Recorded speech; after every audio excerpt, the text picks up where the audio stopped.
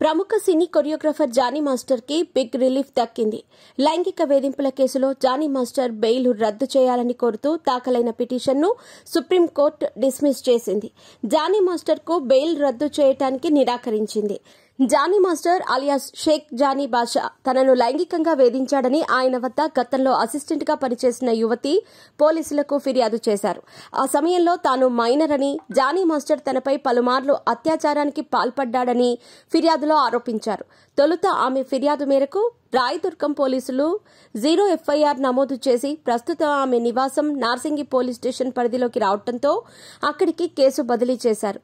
దీంతో నార్సింగి పోలీసులు Johnny master POCSO యాక్టుతో సహా పలు సెక్షన్ల కింద అభియోగాలు మోపారు. అయితే జానీ మాస్టర్ ఆచూకీ లభించకపోవడంతో ప్రత్యేక బృందాలను ఏర్పాటు చేసి గాలింపు చేపట్టారు.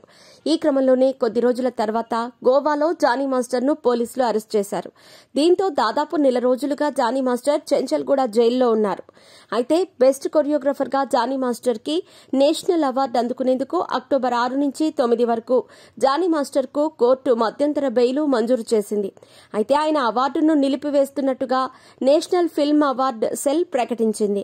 జానీ మాస్టర్ కు ఆహ్వాన పత్రికను సైతం రద్దు చేసింది. ఇక ఆ గడువు ముగిసిన తర్వాత జానీ మాస్టర్ మళ్లీ జైలుకు వెళ్లారు. అయితే బెయిల్ కోసం జానీ మాస్టర్ తెలంగాణ హైకోర్టును ఆశ్రయించారు. ఈ క్రమంలోనే తెలంగాణ హైకోర్టు న్యాయమూర్తి జస్టిస్ జువ్వాడి శ్రీదేవి గత నెల 24వ తేదీన జానీ మాస్టర్ కు షరతులతో కూడిన బెయిల్ మంజూరు చేశారు.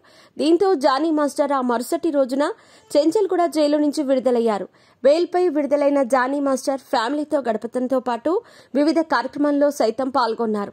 అయితే జానీ మాస్టర్ బెయిల్ రద్దు చేయాలని కోరుతూ ఆయనపై ఫిర్యాదు చేసిన యువతి సుప్రీంకోర్టును ఆశ్రయించారు. ఈ పిటిషన్పై సుప్రీంకోర్టు ధర్మాసనం శుక్రవారం విచారణ చేపట్టింది. జానీ మాస్టర్ బెయిల్ రద్దు పిటిషన్ను డిస్మిస్ చేసిన సుప్రీంకోర్టు ధర్మాసనం హైకోర్టు ఉత్తర్వుల్లో జోక్యం చేసుకోలేమని పేర్కొంది.